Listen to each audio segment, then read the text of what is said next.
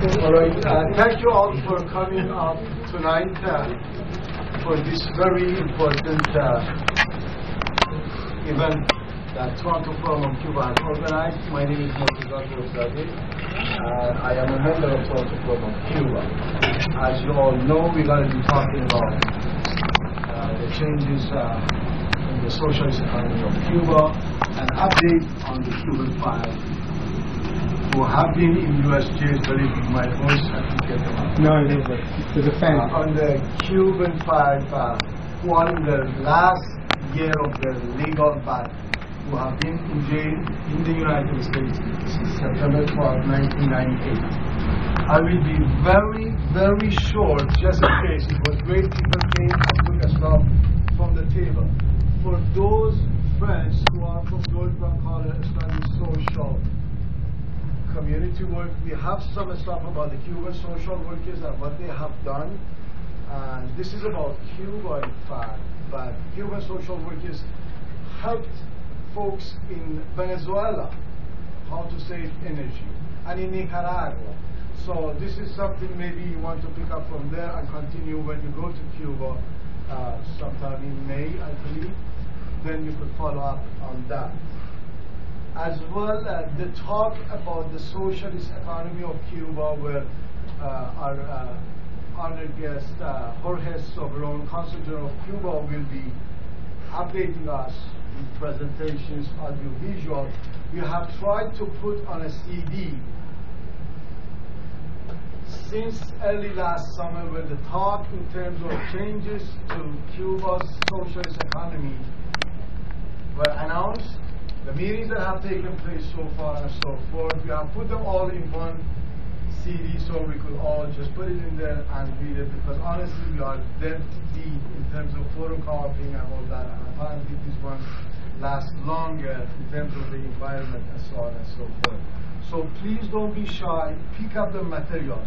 Those who are new, I say this just to make life a little bit easier for the speakers and for yourselves in terms of the digestion of these two important subjects. About the case of the Cuban Five, Leonard Weinglass, one of the leading attorneys for the Cuban Five, did a presentation at the National Lawyers Guild Convention back in October 2002.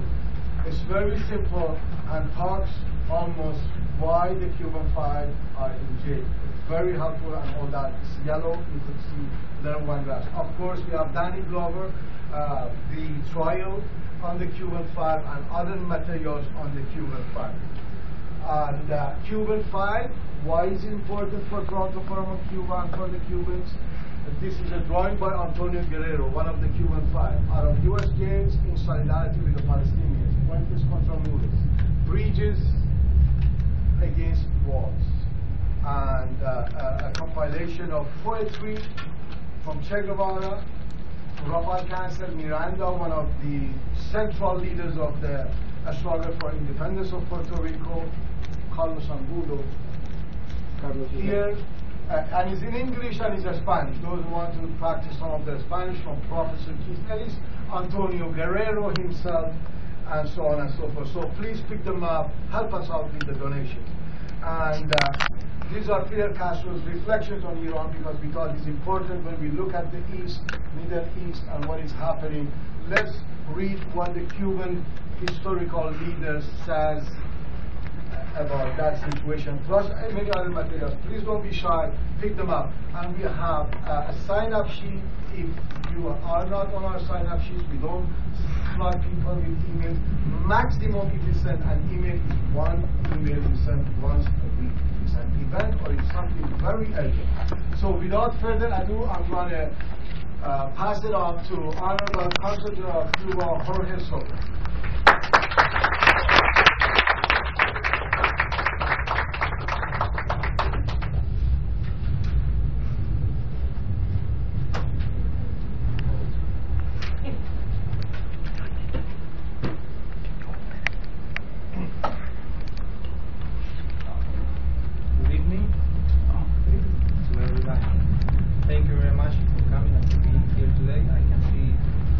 Faces of so many friends of Cuba here tonight, but especially for those that come for first time to an event of Cuba. Cuba. Thank you very much for your presence this evening tonight. I want also to recognize the presence among many friends of Cuba here tonight of Elizabeth Hill, co-president of Canadian Network on Cuba, that is a nationwide network of solidarity of Canadians with Cuba, and also the president of the CCFA Toronto, the Cuban Canadian Friendship Association in Toronto. Also, I would like to recognize the presence of my colleague, Consul Raúl Delgado Concepcion, who is here with me tonight and also has worked very hard as all of our consular staff to participate in this event. I don't know if Morteza, you would prefer maybe to, or maybe if people prefer to have the lights on in this part of the room, if it's okay. Everybody feels okay with that, because I think it looks better that way. So this is a document we prepared. No. That one turn. No. The other way. The main aspects of what is happening in Cuba today regarding the economic changes and the policies developed by our government and country with the participation, the nationwide participation of the population, in order to move forward, in order to develop the whole of our society and our economy. So we want first to mention what we believe is the situation in the world today, to understand also what is happening in Cuba, because we cannot talk about Cuba ignoring what is happening in the rest of the world. We are part of the world, and we are part especially of Latin America and America. So we have more than 1 billion people hungry in the world today. 6 million children die of hunger every year, and this is United Nations data. We have 2 billion with no access to medicines. Around 11 million children under 5 years die each year due to preventable diseases. There are 18 million people dying every year because of poverty, most of them children under 5 years. This is all United Nations data. 1.6 billion, 25% of humanity have no electricity. 884 million have no access to drinking water. This is UNICEF. 2.5 billion have no sanitation. 774 million adults are illiterate. We can pass this information later by email or okay, so everybody.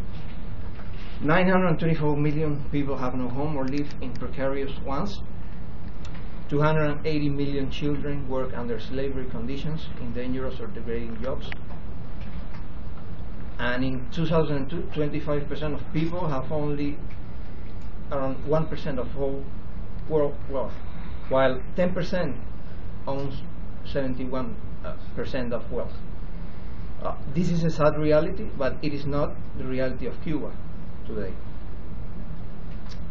With 11.2 million people, we have a GDP of $50 billion, which, when you compare that to Latin American and Caribbean countries, is above average.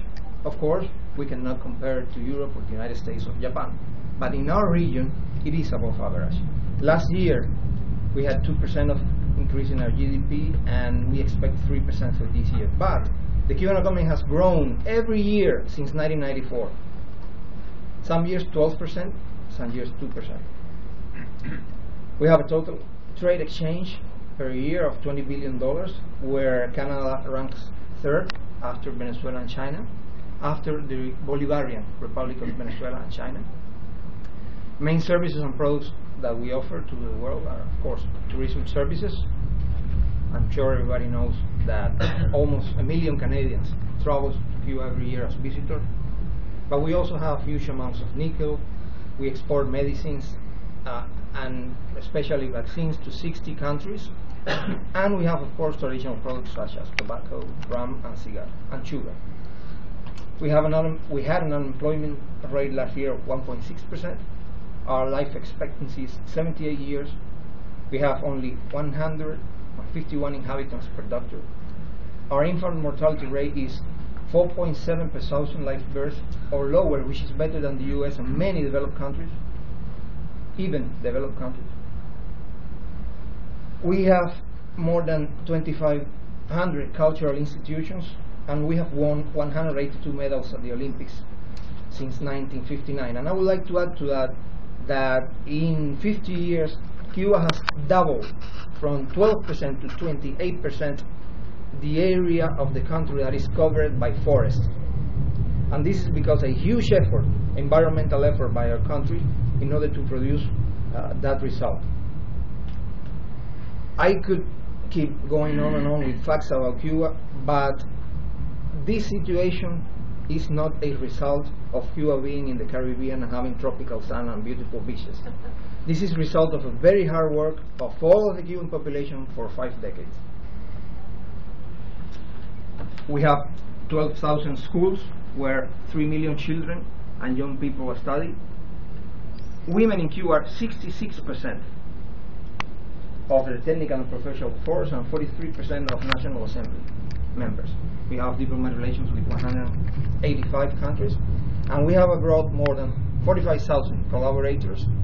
We have graduated in Cuba since 1961 50,000 plus foreign students, for free of course. And today as we speak we have around 30,000 foreign students in Cuba. So we have major ongoing cooperation programs such as cooperation in health, medical assistance, transfer of technologies and emergency preparedness. We have Operation Miracle for eye surgery and the Yes I Can literacy program. And as part, just to mention that as part of these programs, some Latin American countries that are part of the Bolivarian Alliance have been able to eradicate literacy in a matter of years, after more than 100 years with literacy, and millions of Latin American and Caribbean citizens and from other parts of the world have recovered their health or their vision because of these important cooperation programs. So we wanted to remember that what Cuba is today is a proof in our Constitution of 1976, which was approved by overwhelming support, popular support, and it guarantees our Constitution today, that is that of 1976, it guarantees employment opportunities, support to disabled people, medical care and health care attention for free, schooling, food and clothing for children, study opportunities to young people, access to education, culture and sport, and establishes that the state will work to ensure that every family has a home. So anything that we are going to do in Cuba today or in the future can be in violation of this unless this is changed by the will of the Cuban people. And our Constitution even recognizes the right of our people to defend this that is written in this paragraph. So people in Cuba has the right by the Constitution even to use arms, weapons to defend this. This is one article of our Constitution that says this that I'm telling you now. And this is important to understand what is the starting point